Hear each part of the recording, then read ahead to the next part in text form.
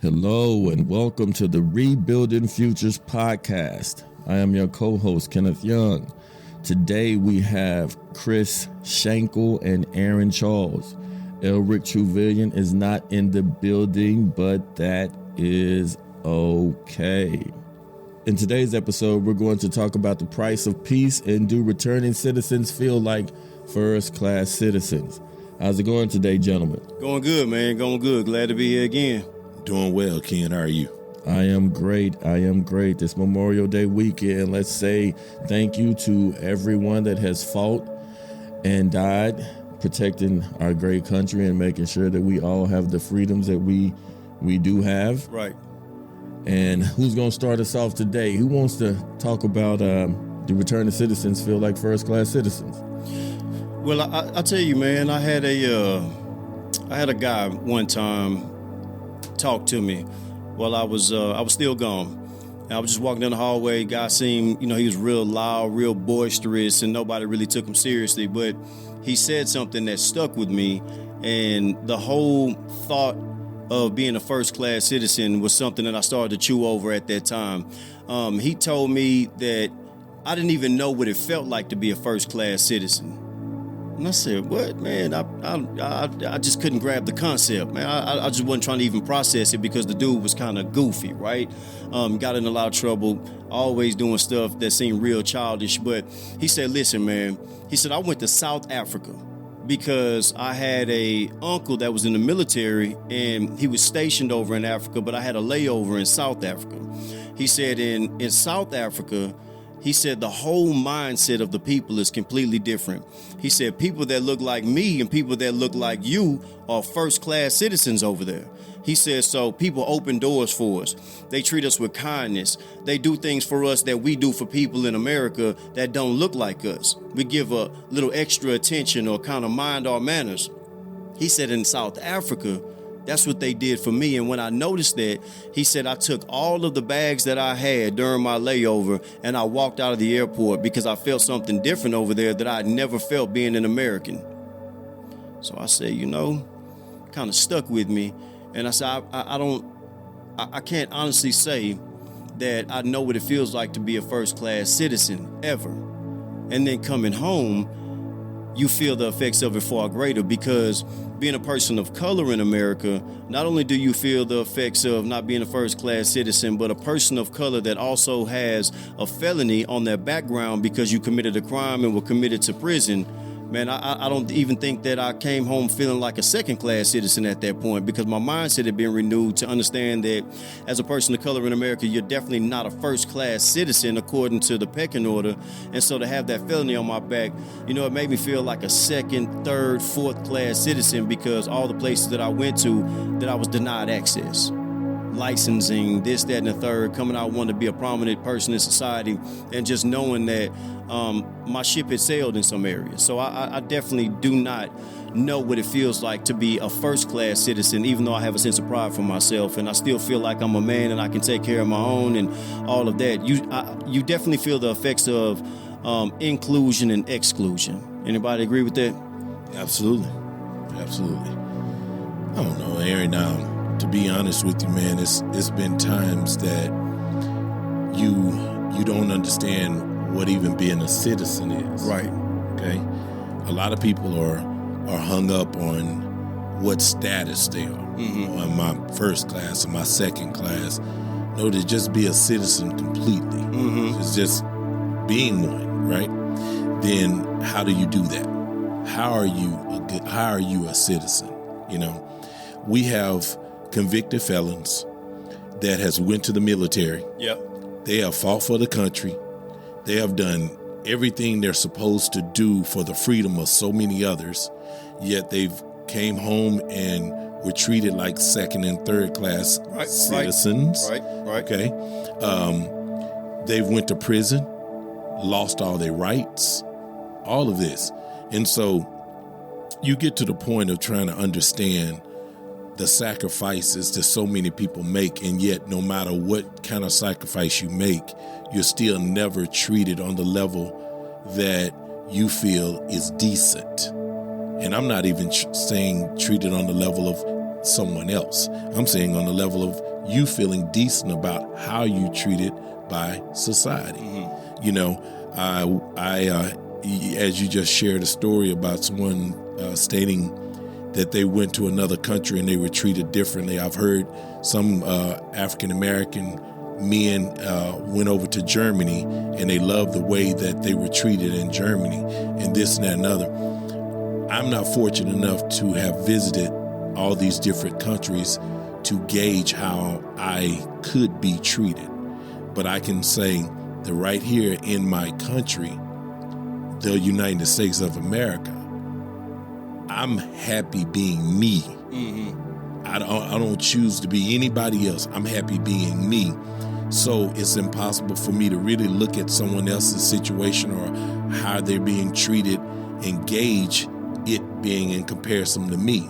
I could went to school and the teacher could have treated you better because your attitude was a lot better than mine. That didn't make you a better person than me. Right. That just meant that the individual that you were dealing with at that time treated you a certain way.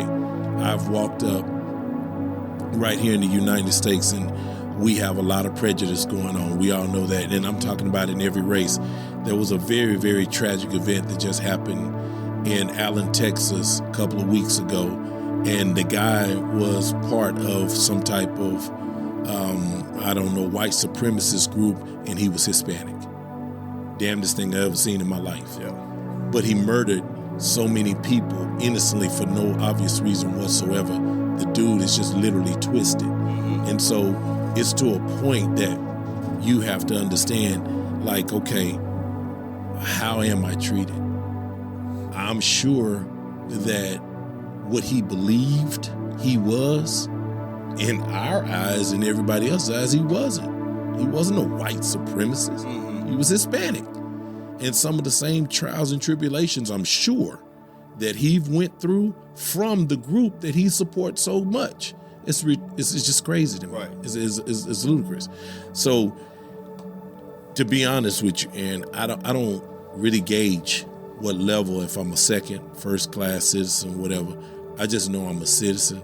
And in being a citizen of the United States, sometimes I feel that I'm not treated equally as someone else that has not experienced the same things that I have. I'm with you on that. So when you first started off and you started to talk about, citizenship in general, I think that would probably be something real good for us to just talk about, just citizenship, right? Not first, second, third, whatever that is. Okay. So, I mean, what is being a citizen, mean to us or, mean to you personally? What does that mean to you, just being a citizen in and of itself? Give us some info on that. I mean, I would say that being a citizen of the United States is supposed to come with certain, like they put in the Constitution, unalienable rights, as they say. Yeah. So certain rights, I get to vote, I get to participate in the society, the structure of the society, freely, without pause. So it's hard to define exactly what a citizen is, because even from my perspective, it's kind of bad, because I'm listening to y'all and I'm going, okay, we're talking about second chance citizens. I mean, second place citizens. Okay. So not a first class citizen, a second class citizen. And a lot of African Americans, I think a lot of African Americans themselves feel like second class citizens. So I was trying to gauge, when y'all were talking about first class citizens, what even do we feel like? And I was going to come back and ask y'all, because it seems like a lot of times we are in comparison, we're in competition with each other, even amongst our own race. When you feel like Aaron, when you say maybe someone made you or they tried to make you feel like you weren't a first class citizen, was it from your own community? Was a lot of that from the people that you're around? It has been from the community. And then, just the social structure. When you come home and try to participate in certain things, you're automatically discounted from being able to do so. And so I guess that's where the level of citizenship in maybe my mind differs from other people, because they've never been in, like Chris said, the same circumstance that I was in. They didn't commit a felony. So when I come home, even though I've done what they call paying my debt to society, I'm never fully restored to the level of citizenship that I was at before I went away. So is the debt really paid? Never. Right? The debt is never paid. it's a facade. Right. Aaron, to be honest with you, we were, as being black citizens in the United States, we are 2 steps behind automatically. Right. That's off the top. Period. Okay, so once we start walking, the group that we're trying to walk with is already 2 steps ahead of us. Once we commit a felony against the state, okay, and here's the craziest thing about it, y'all. I committed a forgery felony in 1992, okay, and at that time it was a felony 3, punishable from 2 to 10 years or probation, whatever the case may be. It was a writing of a bad check of $580. Right now, that is a misdemeanor. So my same crime committed in just a different time period would have so much lesser of effect. So what I'm saying, what I would like is if they could turn back the hands of your conviction and say, okay, today that wouldn't be a felony. So what we're going to do is we're going to remove that felony. Right. We're going to give you back whatever rights that particular crime has stolen from you. Right. Really, I'm sorry. Hold on. I know what you're saying. I'm not even going to use the word stolen. I got because you on when that. you commit a crime, that's something that you voluntarily do on your own, and you're totally conscious that what you're doing is going to come with consequence. Right. You just, at certain ages, you don't know the severity of those consequences because you're immature in the mind to grasp the concept. It's just like these younger kids are killing people. They have no idea that could come with the termination of their own lives. Mm-hmm. They can't. And even if they do, they don't know how big. They don't know what a life is. They don't know what a life is. Right. So they don't even know what they're giving up. Right. I've only been here 17 years. Right. 5 of those years I can't even remember from 1 to 5. Yep. Okay, so I got 12 years I can remember. It was holy hell the entire time I was here.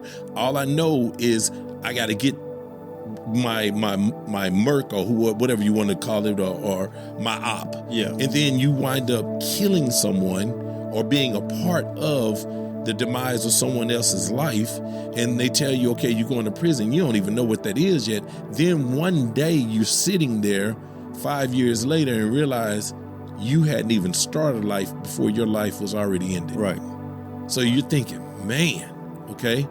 I just had a friend come to me, y'all, and it's crazy. He pulled up at the yard and he looked at me and he said, "Hey man, Chris Shankle live here?" And I looked at him. I said, "Chris Shankle? I don't know that dude. What you talking about, man?" He say, "Man, you don't know me?" I'm like, "Huh?" He said, "Chris." And I looked at him and I started laughing. I said, "Yeah." I said, "What's going on, man?" He said, "Man, you don't remember me?" I said, "Nah." He said, "Man, I'm going to tell you who I am in a minute." He said, "Listen, I was going down there to just go talk to Sean Smith, man. How is he doing?" I said, "He died about 12 years ago." He said, "Man, well, I just talked to his dad." I said, "His dad is passed." "Well, man, I'm going to go over here." I said, "That person's gone." I said, Derek, where you been?" He said, "Man, I just did 30 years flat." I said, "Are you serious?" He said, "Yeah." He said, "I did 30 years flat. My name's Derek Greenwater. You don't remember?" I said, "My God." "Man, yes, I do." "Man, what's going on?" Yeah. Start talking to him. Yeah. He been gone 30 calendar years. He has no kids, no nothing. He went with kids to a certain degree. Yeah. Okay?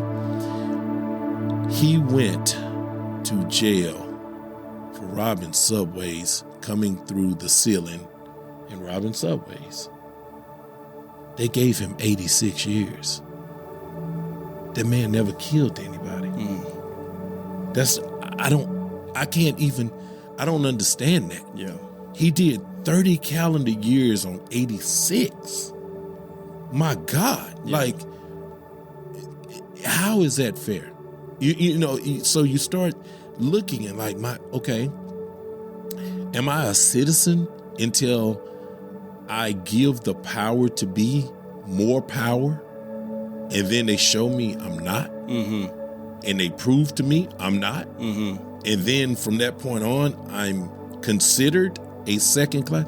No, I'm just not going to get tied up with the titles. What I am, I'm a human being. I'm a child of God. I'm going to make mistakes. They will be judged by law, people, and everyone around me. So at this point, I'm glad to be a part of the United States of America. And that's what I see it as.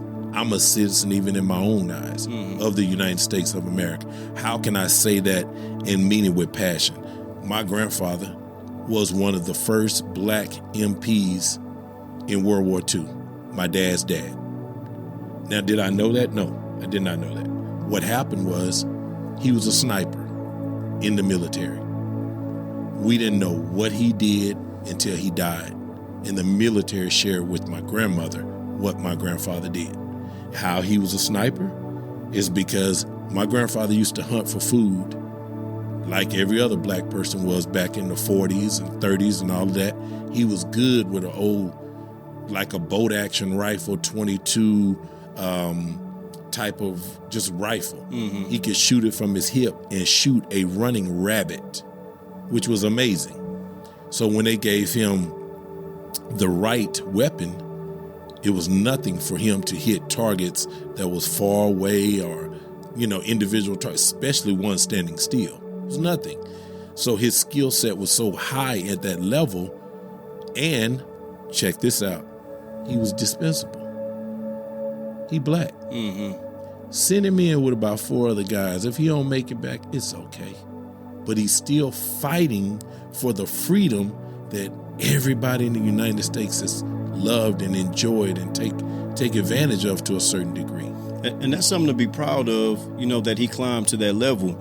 But right in that statement, you said, that he's dispensable. Yeah. Right?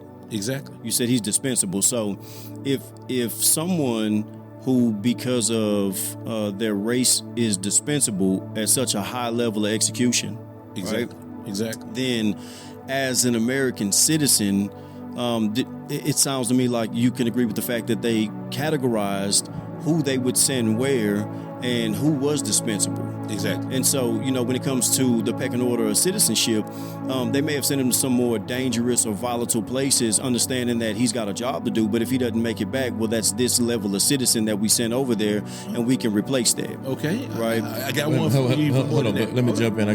Go ahead. I got a question for y'all. Let's go, Aaron. Yeah. What is it? So we're talking about how you feel like you're being treated, okay? Yep. So what's y'all's opinion on, let's say, someone goes to jail for robbery Yeah. or theft, Yeah. right? And they come home and they feel like they're not being treated as a first-class citizen. Correct. But one of the most famous television shows that was out for the last 4 years was Pawn Stars. Okay. Okay, and pawn shops were notorious for reselling stolen items. They recently had to go check out, try to make sure that it wasn't stolen, but that's because there was so much theft going to pawn shops. So how do you feel like when you're being treated as not a first-class citizen, knowing that, just like what you just said, Aaron, it's just a difference. A pawn shop can sell things that are stolen to people who go buy things that they know are probably stolen, and they don't get a different treatment. But the person who stole it gets, do y'all feel like that's somewhat unfair? You feel like my God. Absolutely. I mean, Ken, you have to understand this. Because we have been incarcerated, we have a different look of a lot of things, brother. I can tell you a story of a guy who wrote my dad prior to my dad passing, and his nickname is Stretch, okay? He was hungry, okay? He was a hungry, homeless man, all right? He walked into a Simon David. Are you familiar with Simon David, Ken? Yes. Simon David is a higher level Tom Thumb for anyone that don't know. He walked into a Simon David in University Park, and he stole a sandwich. And he stole a couple of sandwiches, to be honest. He put 2 in his pocket, and he tried to eat one before he got out the door. That's just a simple theft, correct? Yes. But whenever he walked out the door, a security guard grabbed his hand. He turned around, he stopped the security guard, knocked the security guard out, and he took off running. Guess what that became? Aggravated robbery. There you go. For eating. So let me tell you, man, when you start understanding like that, there are some people. Now, here's the killing part. That happened in the 90s, Ken. Stretch is still in jail. Okay, now, but let me jump in real quick. So, do I feel we treated right? Man, let me tell you something. We wasn't treated fair in the beginning. Yeah. That's what I keep trying. That's what I said at the beginning of this conversation. We're already 2 steps behind. Yeah. How could we even know what being treated equally means? Right. It's impossible. Yeah. We're 2 steps behind even in the beginning of the race. So you never felt like a first-class Never citizen? felt like a first-class citizen. What I have felt like is a citizen, and I embrace being a citizen of the United States, and I love it. I wish I could go to the military.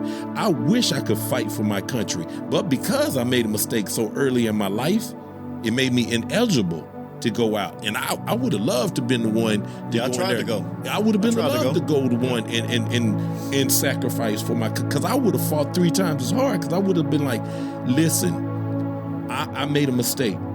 I committed a crime against a state, not a federal level, but of a state. Okay? I did something that I knew that was wrong, but I engaged in it. If you give me the opportunity to go across this country and fight for it, I'm going to be the best soldier you ever could see in your life. But that was stricken from me. So my way of trying to repay, even in my own eyes, was taken from me. One of the questions you ask is, what have we lost? Being a felon. What rights have been taken? We can't even fight for our own country. And we want to. A lot of us probably would love to. But and that's the problem that I get at, because I know exactly where I was when 9/11 hit. When 9/11 hit, I know exactly where I was, and I felt like I really want to do something about it.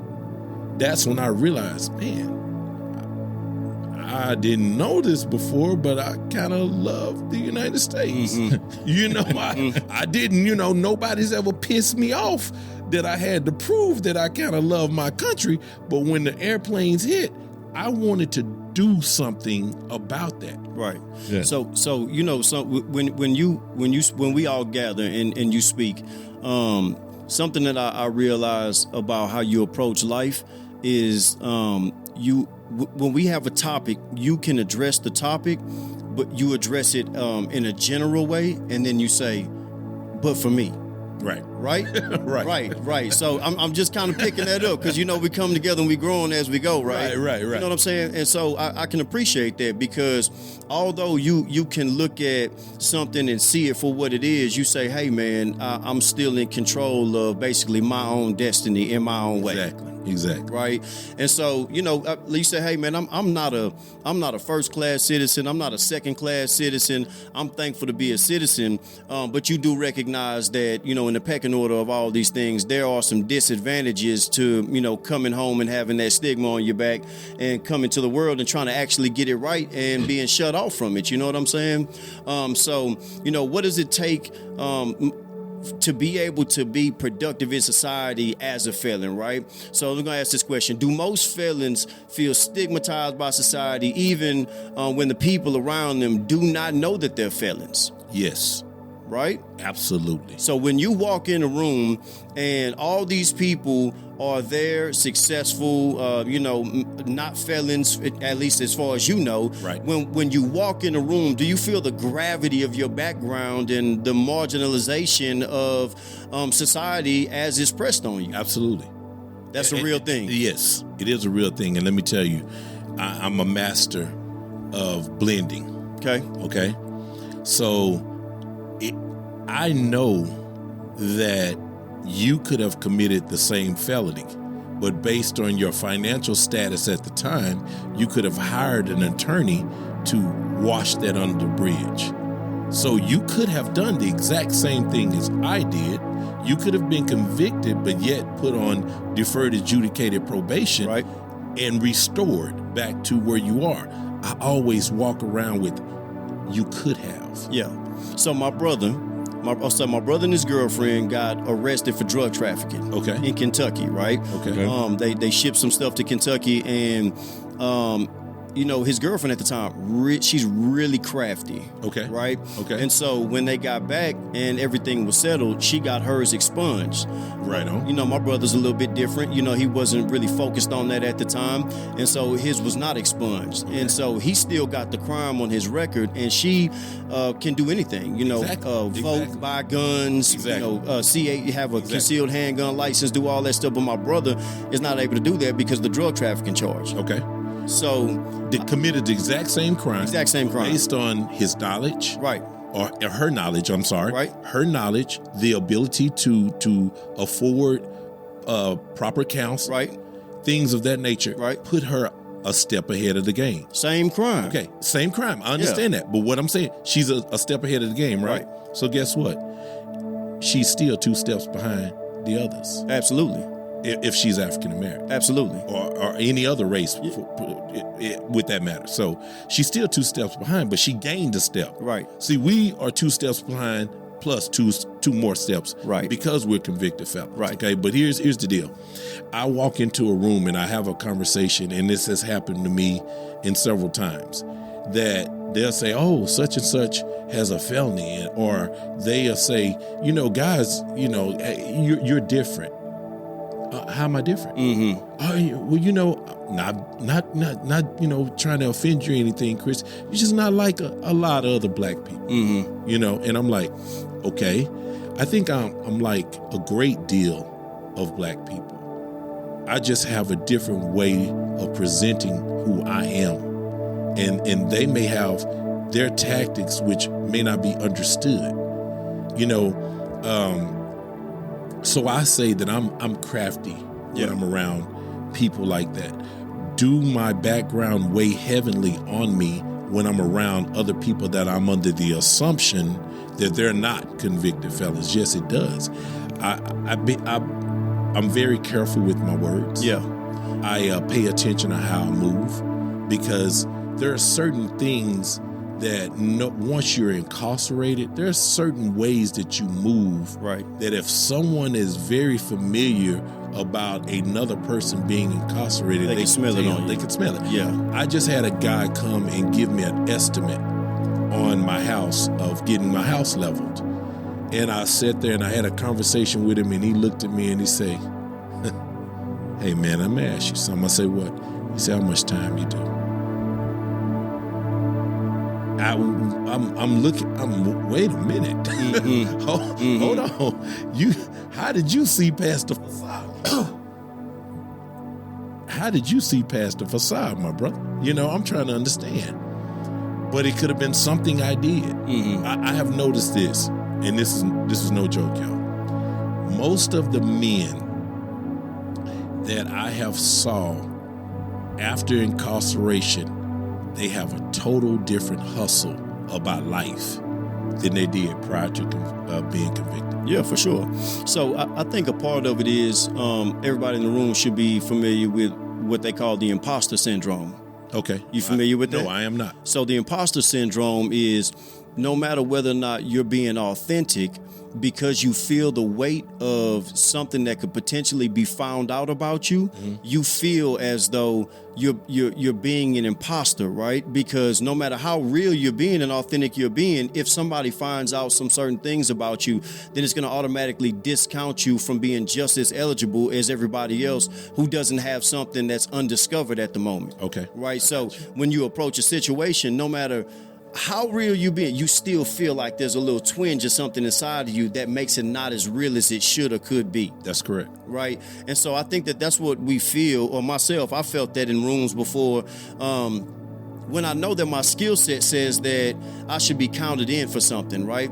I know that my history, my know-how, my intelligence, my ability to adapt and overcome, all those things say that I should be okay in a situation. I still feel like there's a little bit of something in here that may not be 100% true, because if they find out about where I've been or they find out about the things that I've done, then this is all going to be over at that point. Exactly. Right. Exactly. And so that's tough on me, man, because no matter two people, like you said, two people walk in the room, maybe me and another candidate for, high level promotion position or something like that. I feel like I can run and gun and give it my best, But if they, and I can even outshine the other person, but if they find out this thing about me, right, this little black mark that I have on my life. Little black mark, man. It's huge. Yeah. What you mean? It's huge. You know what I'm saying? Once they give it to you, the only way we butt naked. I feel so. Once our clothes are off, that's a permanent mark. Right. I feel like I walk in rooms and I have tatted on my forehead, please don't see me as a felon. Right. I don't do that. Yeah. I don't do that. But let me tell you, the reason being, man, is when I walk into a room and I have different views of the way I see life, man. The way I walk in the room is, you're a felon too. You just wasn't caught. Yeah. So let's have a conversation. A lot of folks. Right. I'm walking into the room. Let me tell you something, man. Some of the most powerful businessmen in the world have committed some of the most atrocious felonies. That's right. That you've ever committed. A rape, just some of the most hideous things that has ever taken place in life. They have done it to obtain success. Right. Okay. So when I walk into the room, I automatically think, I just got caught. Mm-hmm. You with me. Mm-hmm. You may not can experience or share with me your experience of incarceration. Mm-hmm. But if I get to talking about certain things in life, I know you did it. Right. You just didn't get caught. And there's a whole conversation to surround that as well, because in the community that you grew up in, the community I grew up in, these are heavily policed communities. Exactly. Right. So some of the communities that other people grew up in may not be as heavily policed. And so the likelihood of them even being caught for the felony, misdemeanor, whatever it is so much less than what we experience. Exactly. Because you could walk out your house, go one block over and get pulled over for a pat down because they had a call of suspicious activity within that neighborhood. Right. And so, it's just a whole different situation right there. So, to me, that all lends to not feeling like a first-class citizen, because I walked out of my house one day, man. I was just sitting down with my mother. We were eating a lunch. She was at home she had her own business. She came home to eat lunch, and I walk out the house 5 minutes before she does. I get to the corner. I get stopped by the police. They pass by me. I said, I know they're turning around. And so they just hit the U-turn, turn around, got me up against the car, and she was going back out to work. Stopped and started letting these people have it, because they were saying that I fit the description of someone that had committed a crime. And she said, this boy just left the house no less than 10 minutes ago. Right?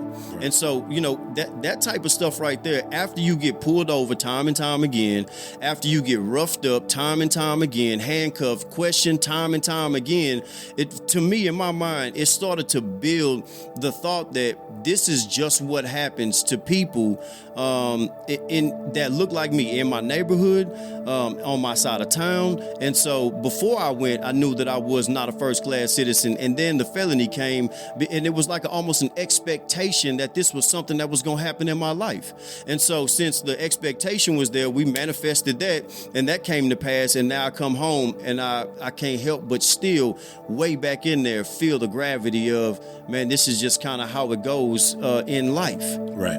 And it's not. Yeah. Let me tell you something, man. The crazy part about it is you just shared a story. You walked outside and this happened, right? Yeah. In my neighborhood, it never happened. I knew the cops, Officer Hines, Officer Garcia, Officer Haynes, and these guys, I got caught with a stolen car. They knew as soon as they saw me in it. Look at Chris. Mm-hmm. They came to the house. They knocked on the door. My dad came to the door. They said, James, what Chris? He said, he upstairs. Now, I done went to a junior high school dance in a stolen Firebird, right? And so he said he upstairs. He said, Jay, where'd that boy get that car? My dad said, what car? He said, the one over there parked in front of the Murphy's house. My dad said, oh, here we go.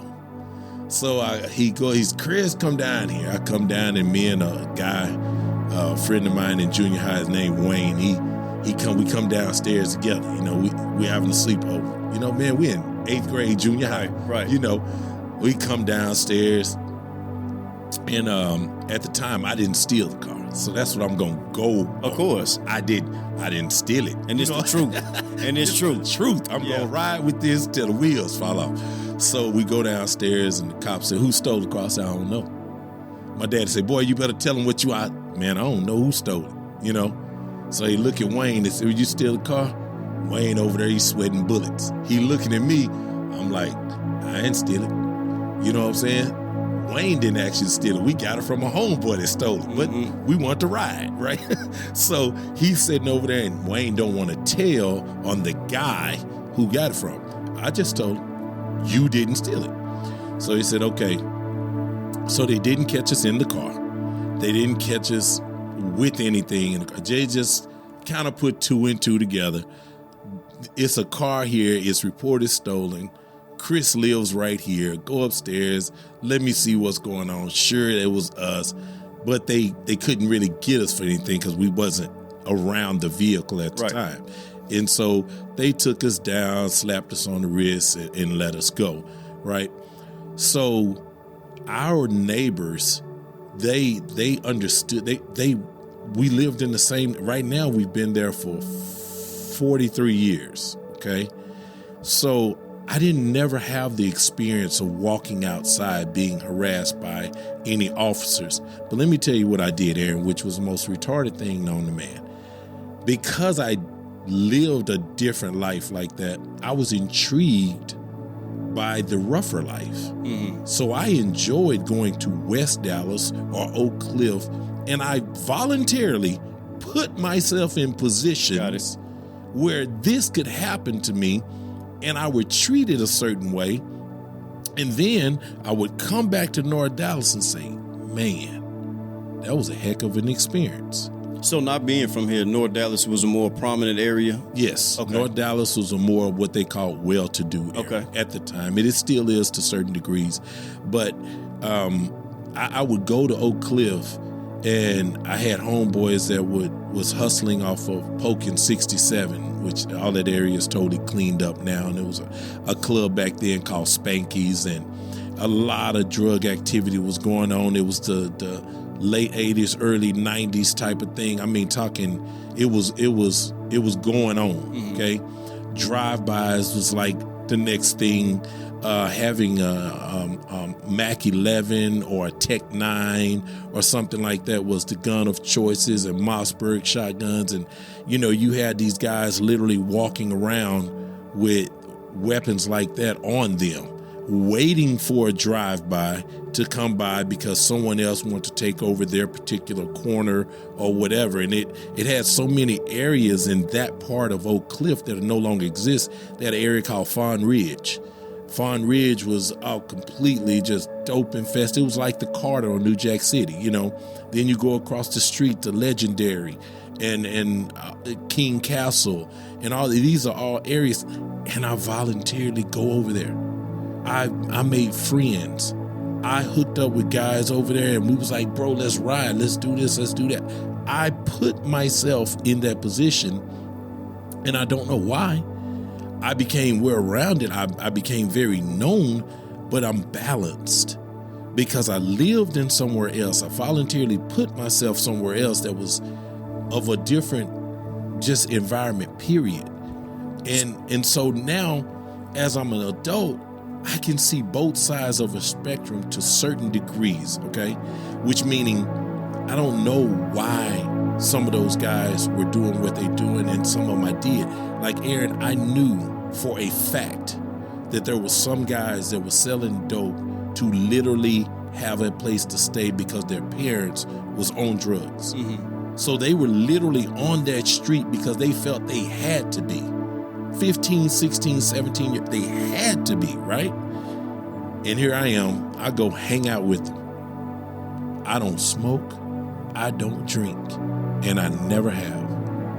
I am at my wits and at my right mind 100% of the time, and I'm intrigued with all of this that I see around me, which was crazy. So I got a question for y'all. After that story that Chris just told, we're talking about first-class citizens. Crazy idea, but I mean, is there a such thing as a first-class citizen, a second-class citizen, and do people voluntarily put themselves into situations to become second-class citizens? Like, if there is a classification for it, right, are some of the things you do voluntarily putting yourself in a way to be treated that way. I think that's what he would, kind of getting at is that, so to me, the answer is yes. I want to be careful to make sure that I'm personally not approaching this conversation, just like with a victim mentality, So obviously there are things that I've done that would discount me from some of the privilege of citizenship in this society, at least until that debt is completely paid. I sought it out. My neighborhoods made those opportunities available and I ran after them, and then I got what came along with it. So I can't blame, society for looking at me a certain way because of something that I did while I was participating in that activity.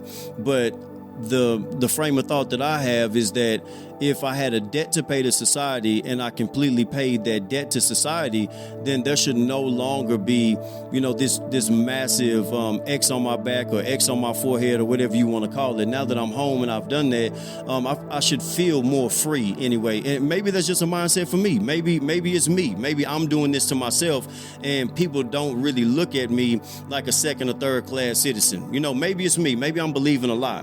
Maybe I've created a narrative, and that narrative in my mind says that because I have a felony, I can't participate in all the same things that everybody else in society can. Well, if that thought is something that I'm going to chew over when I go to apply for different licenses, be a real estate agent, to even be like a plumber for, not commercial plumber, but like residential plumber, then I should be able to tap into those licenses and not get told no and have to be reviewed by a board and do all those things because I'm coming into close contact with other citizens in society. If I'm truly restored to citizenship, then I should be able to participate in those things without all of these governmental reviews, this, that, and the third. And a lot of that is done in the spirit of protecting society, but the truth is a lot of that stuff is just political fodder that people run on as a baseline for getting voted in. Hey, we're keeping people safe, we're protecting the community. A lot of that stuff doesn't really offer any community protection. All it really does is gets people voted into office, right? So that's a real thing. It's not just what true protection for society are. A lot of this stuff is just really political, and you feel the backlash of the political agendas of different people that are trying to get voted into office. People get voted into office running on agendas that they don't even believe in. Okay, now, but when I said, that was great. When I'm saying a second-class citizen, let's say, Chris, you remember me and Wayne was working together doing construction. Yeah, I remember. Okay, so me and my brother were struggling. Had a truck, he had liability on his truck. These brothers broke in the truck, stole all of our tools. Yeah. Now, as a African American male, we struggling ourselves. We feel like even to this day, you can move into a certain neighborhood and still feel like a second class citizen. Yeah. If you're renting in a neighborhood, when you're renting, you're paying more than the people that have the mortgages because the rent is normally covering expenses and everything else. Yes. So you're paying more, but they still treat you differently because you're renting. So you can still be a second-class citizen. And then, like me and my brother was struggling, somebody comes and steals all of your tools. Mm-hmm. You can't go to work. Mm-hmm. So now you 2 steps back. So when you're talking about returning citizens being 2 steps back, it's kind of like, bro, you put us 2 steps back. How does that person, what I'm saying is, are you putting yourself into a position where you are a second-class citizen? If you will go out into society and with reckless abandon, you don't give a damn who you mess with and how that affects with that person's life, then are you putting yourself in a position where I'm not here? Maybe I am. Maybe I am here. Maybe my thought processes and maybe who I am is putting me right here, and it's not just society placing me right there. I am that person. Yeah, absolutely. You can definitely do that. Of course. Because listen to me, man. At the end of the day, no matter what society classify us as, it's in us. Man, I don't classify myself as second, first. I don't care. The only thing I care about is what I care about. Yeah. That's it, man. I can't get accepted by groups that don't want me there. Right. I don't want to be there. Right. I don't want to be a part of an organization that later could stab me in the back. Right. I just don't want to be a part of it. So I look at life differently. But let me tell you something, Aaron. Support starts right around the people that you are around the most, that you love and care for, or that you interact with on a working basis, whatever the case may be. So I'm going to start right here at the house. Ken, you my cousin. But since we was kids, I've always supported you. Yeah. You've never been second, third, anything in my life, period, but number one as my cousin. Yeah. Always. Starting at home. I'm fixing home first. Yeah. Aaron, since I've been knowing you, getting to know you, brother, you have always been number one and on top. The only thing that I know of you is what I know of you. Now, anything that you've done in the past has no concern to me whatsoever, brother. Because at the end of the day, what you've done is what you've done, and what you've had to deal with. People don't understand that the healing process for a convicted felon, you're never healed. it's perpetual. Yeah. It never happens. Right. It is like having something that is in your side, a thorn in your side, and that thorn is just pushing on you, and no matter what you do, you cannot remove it. It's gonna be there. So you get accustomed to the pain. Right. You just say that's just what it is. When I hear you and I talk to you, and we, even off this podcast, we just shoot the jive. Yeah. Right? You're a stand-up guy. You've shared things that you're going through in life. You're a stand-up guy. You haven't never ran from your responsibilities as far as I know. You are better than the average person walking on this earth, whether you know it or not. So the healing is going to start with me confiding you and telling you the things that I have done, you confiding me, and we accepting who we are and build forward. Right. Right. That's it. Right. So is it a big deal to be treated first class, second class? No. Love yourself. Start off at home. Fix it. Once you fix it, then you look at everyone else like they got to catch up to where I already am. Right. So I guess for the people that are listening, man, Chris always is going to drop something that's, really, really significant. You're saying that the most important thing to do is grab who you are for yourself, right? Look in the mirror, make sure that you're confident, make sure that you're okay with who you are, number one, and give a solid presentation of yourself to the world. Exactly. Right? Because that's where it starts. And then, if you surround yourself by good people, good men, women, then these people have no choice but to recognize who you are for the day. Aaron, let me tell you something. My father told me something that tripped me out. But listen to me for a second. Let's go. Everyone on this podcast, listen to me. We know who we are. Right. But when someone else confirms who we are, it makes it a powerful statement. Right. What I mean by that, my father used to tell me all the time, Daddy, I'm this, I'm that. He said, boy, if you really that, people gonna let you know who you are. Yeah. He said, do you think if Muhammad Ali walked up right now that he would have to tell the world that he's the champion of the world? No. Right. The world look at him, and as soon as they see his face, they say, what's up, champ? Right. It's defined who he is from his actions. Your actions is what you did back there. Yeah, you was probably a gangster, but you a grown man now. Right. So I had, man, Man, I'm telling you, God is perfect. Listen, man, I've been chewing this over. It's a statement that I heard probably a few years ago. It is 100% in line with what you're saying right now. So there was a conversation about a person, and, the debate was whether or not he was really the best in his field at what he had actually done, right? Okay. And so because people were debating, they said that this person may not be the absolute best, but the fact that his name is the topic of discussion on whether or not he was makes him more likely to be the best than anybody else. Exactly. Right? It's the exact same thing. Yes, sir. Because it's what everybody else is. Right. You can walk around and say, I'm the GOAT. Right. But no, if Layla Ali walked in this office right now, we would look at her and, now that's the GOAT. Right. She don't have to say it. Right. We know she's undefeated her entire career and fought on every level. To us, she's the GOAT. Now, here's the crazy part about it. There might be some big old chick in prison right now that beat the brakes off of Ali, but we ain't met them. We ain't met them.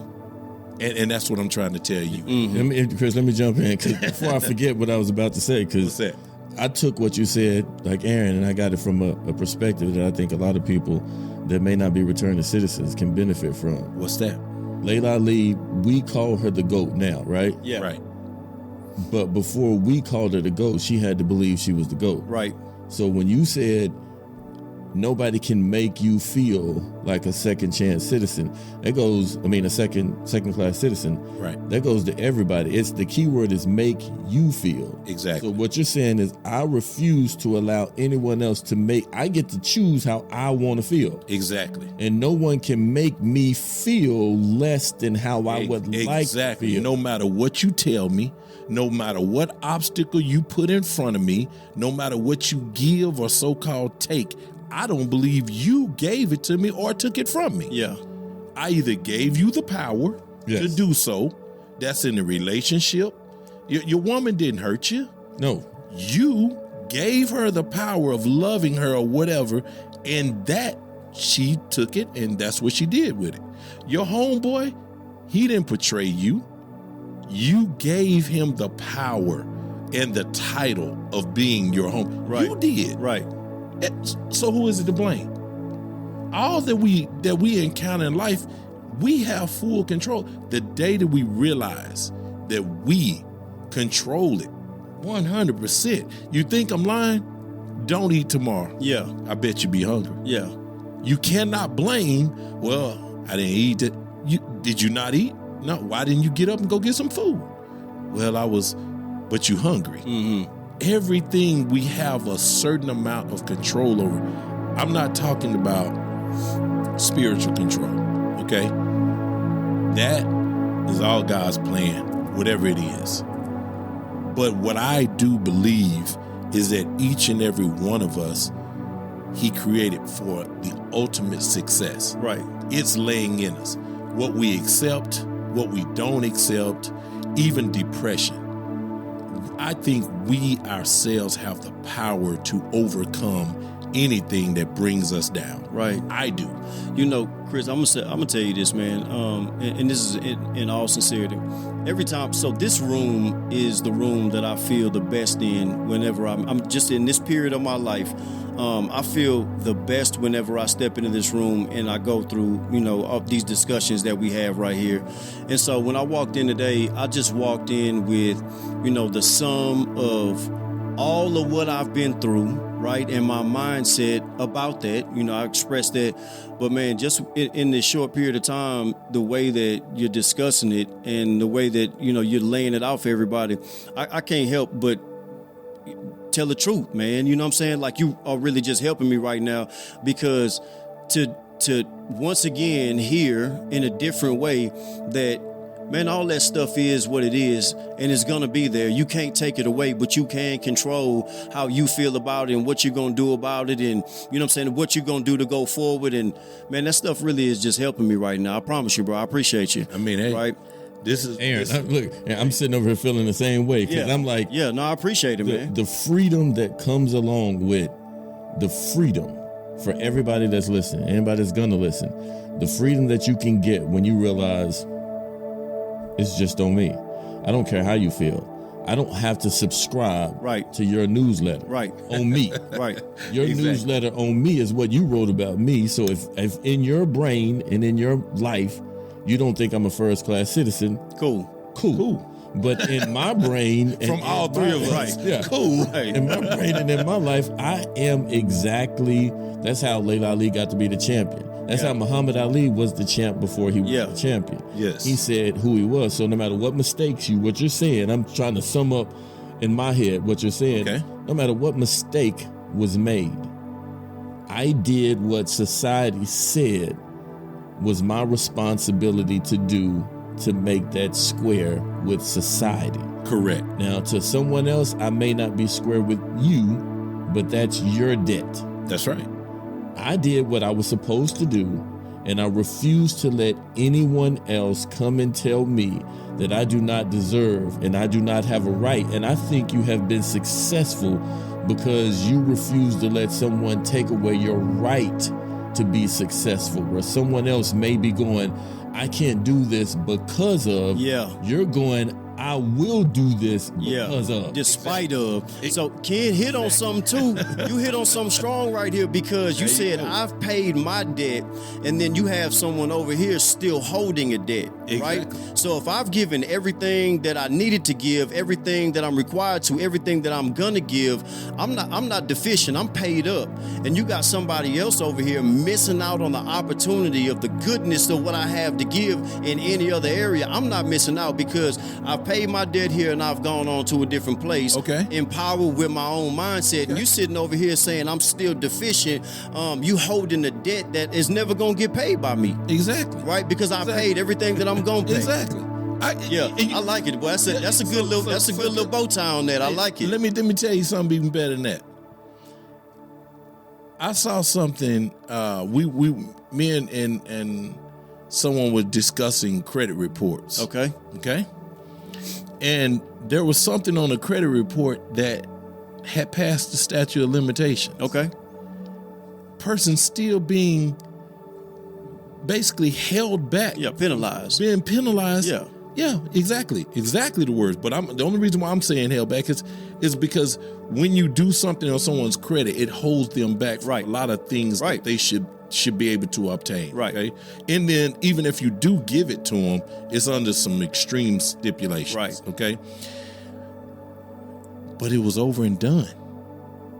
That person had already taken care of that. That person had already moved past that. They are leaps and bounds ahead of that. But on one of them credit reports, Experian, TransUnion, Equifax, someone didn't remove it. Okay. But guess what? Person still walked out with what they wanted. So at the end of the day, it was up to you. And no matter, see, Aaron, some people you deal with is going to be Equifax. They're going to remove it as soon as you dispute it. I hear where you're going. I hear where you're going. They're going to remove it as soon as you dispute it. He preaching now. He sound like Tony Evans right now. No, I'm just saying. He sound like Chris Evans. Come on now. But Ken, you TransUnion. Yours might be in dispute. Equifax has already removed it. Yours is in dispute right now. But Experian over here, they want to hold on to the holding on. They want to hold on. They want to continue to penalize. That's good. And stuff like that. So guess what we need to do? We need to look Experian in the face and say, we'll go around you. Every application I'm going to fill out going to be Equifax or TransUnion. But I'm going to get what I want. You can hinder me where you have power. But where you don't have power, I'm an unstoppable force. And there's always an opportunity, even since you've already paid to render even those people powerless. Even those people, let me tell you something, man. And this is, he's passed away now, but I had a supervisor. And Ken, I'm going to be done. You can shut down the podcast. You can shut it. You can. I can pick this mic off the table and drop it when I leave here. Don't do that. Let me tell you. He said I paid a lot for these. Paid a lot of money for it. Okay, but so Ken, you might be in debt if I break this. But listen to me. This is a real deal. I had a supervisor. And I was making a mistake, but I was new at my place of employment. Okay. and he got on my next tail. Y'all remember them? Yeah. Mm-hmm. Y'all, you know, I hear the chirp. Yeah, and he comes in right now. Remember, next tails was like walkie-talkie, so whatever you say, it's wide open. Yeah. You know, you can't pick it up and put it to your ear. It's wide open. And he said, Shankle, where are you? I said, I'm American Airlines. What are you doing over there, you idiot? Blah blah blah blah. And I'm looking, and I said, Bill, where you at? He said, I'm at the office. I said, I'm on my way. Mm-hmm. I dropped down all paperwork, everything. Hey, man, listen. Yeah. I am who I am, and that's just, I can't be anybody any different, right? So the truck don't even get stopped. I pulled the brakes while the truck was still moving and jumped out. So I heard the truck sliding and doing its own thing. And as he seen me on the dock, he took off running and ran in the office. So I walked in there, and I said, man, let me talk to you. So I said, I'm not going to hurt you. I just need to understand. You need to understand me, so I need to understand why you felt comfortable enough to address me like that. Okay? So we walked into the office. He said, I apologize now. I said, no. This is what I want you to understand. I said, the only reason why you have power over me is because I'm an employee. But the day that you fire me, I'm laid off, or I'm hurting under disability, or I quit, then your man is going to have to meet my man. So let's make sure we're on the same level. He understood that. Mm-hmm. But I was letting him know you only have power over me because I choose to work here. Right. Like I said, if I quit, I'm fired, I'm laid off, or I'm under some type of disability. There are several different things that's going to take your power away. Right. Now I'm a man, you a man. Now what we going to do? That's the way I look at life, period. The things that we encounter in life only have a power over us that we give to. them. I like it, man. Aaron, I'm going to let you wrap up, but I'm going to say my little piece before you wrap up, because I love the epiphanies you get when people keep talking. Right. And how it helps me, even coming from my perspective, back to what Chris was saying, is I remember, like, I used to walk in the room, and I used to tell my grandmother, we walk in the grocery store, and I go, Grandma, everybody's looking at me.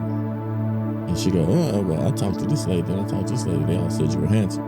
And she go, maybe they're looking at you because you're handsome. And I was tall and lanky, so I thought everybody was looking at me because I was tall and lanky. Right. And because I was uncomfortable being tall and lanky, every time I walked into anywhere, it could be a grocery store, it could be anywhere. And like my grandmother said, you're tall, people are going to automatically look. But because of the way I thought they were looking at me for something totally different than what my grandmother thought they were looking at me for. So maybe that feeling that people have when they walk into a place and you formerly incarcerated, and you feel that maybe that's just your feeling.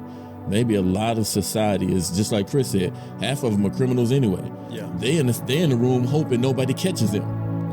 So y'all, one person's looking at each other, it's like, oh, you know who I am, and the other person is looking like, I hope you don't know who I am. Exactly. And it's all based on the concept of what you said. How you get, the biggest thing I'm gonna leave with today is how you get to feel. You can't make me feel any other way in any situation than how I would like to feel, and part of it may be my fault. Yeah. Exactly. All right, Aaron. Man, walking into this room, this is like the biggest mirror that I get throughout the week, right? Just talking about this stuff, it helps me work out a lot of stuff. And I hope that every listener, everybody who subscribes, and I hope that you're not just listening, but you're also subscribing and get the notifications when we pop up so you can get a fresh download and you can take a fresh listen. So the reason I say it's like the biggest mirror is because when he was just talking right now, I was thinking about how the past few times I sat down to speak to my son, I felt a little uneasy, a little uncomfortable, because for my personal situation, I'm in a lot of transition right now, and I don't feel like, I'm all the way grounded like I should be. I had some things that shook my foundation, and although, by the grace of God, I'm in a rebuilding stage, I feel like when I speak to my son, he's not looking at me for the conversation that we're having. I feel like he can see right through me, but the truth is, man, he might just be looking at me saying, man, I like seeing the champion in you. I like seeing how you bounce back. And I like seeing, that fire in my dad, because he never gives up. And that's something that's real important, man. I feel more of the things that go through my mind than anybody's probably even throwing on to me, right? People come to me for information, for encouragement, for counsel, and all those things. And sometimes all I can do is filter it through how I feel and see myself. Today been a big wake-up call for me, and I hope it's been for all the listeners as well, that you determine how you feel by being honest with yourself, taking an honest inventory, and looking the good things in the eye and letting them have just as much weight, if not more weight, than the bad things that you have going on in your life. Because when people see you, they don't see the bad. They don't see all the bad. They see you as a complete person with the presentation that you give them in the moment. For that, I got to thank Ken. For that, I got to thank Chris. I really appreciate you, brothers, and I'm real thankful for every listener out there today that gave us some time. God bless.